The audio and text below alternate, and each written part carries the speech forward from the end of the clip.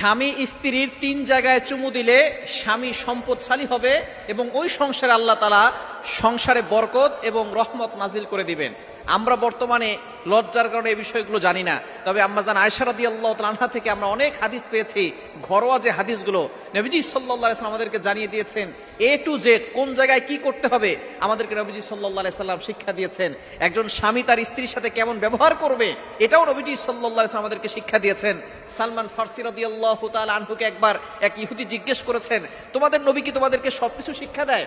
সালমান ফারসি রাদিয়াল্লাহু তাআলা আনহু গর্বের সহিত বলেছিলেন, হ্যাঁ, একজন বাবা যেমন তার সন্তানকে হাতে কলমে সবকিছু শিখায়, আমাদের নবীজিও আমাদেরকে হাতে কলমে এ টু জেড কোন জায়গায় কি করতে হবে সবকিছু শিক্ষা দিয়েছেন। আপনি টয়লেটে বসে কিভাবে পরিষ্কার পরিচ্ছন্নতা অর্জন করবেন অথবা কাবা শরীফের ঘরের ভিতরে ঢুকে কিভাবে নামাজ পড়বেন সবকিছু আমাদেরকে নবী সাল্লাল্লাহু আলাইহি ওয়াসাল্লাম শিক্ষা দিয়েছেন।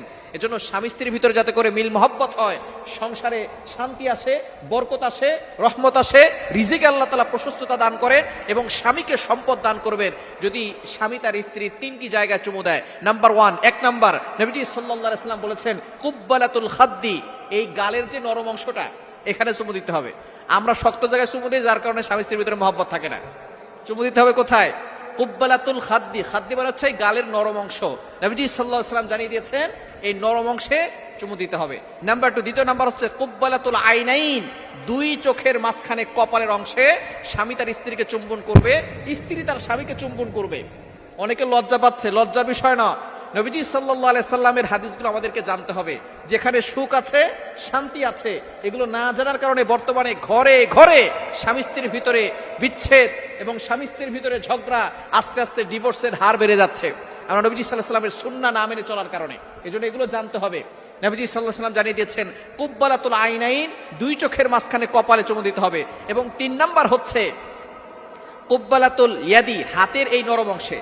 আমরা হাতের এই শক্ত অংশে চুমু দিই, এখানে না, হাতের এই নরম অংশে চুমু দিবেন। এখানে নবীজি সাল্লাল্লাহু আলাইহি সাল্লাম জানিয়ে দিয়েছেন এইখানে চিকিৎসা বিজ্ঞান বলছে 19টা শিরা রয়েছে।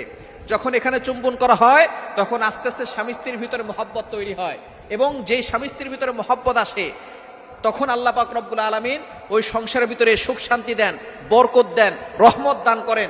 স্বামী স্ত্রী একসাথে আল্লাহর পথের পথিক হন, একসাথে তারা দোয়া করলে আল্লাহ তাআলা দোয়া কবুল করেন।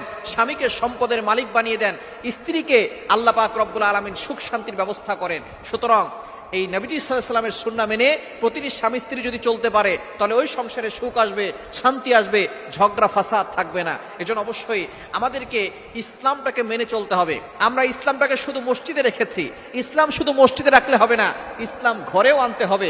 স্ত্রী স্বামীকে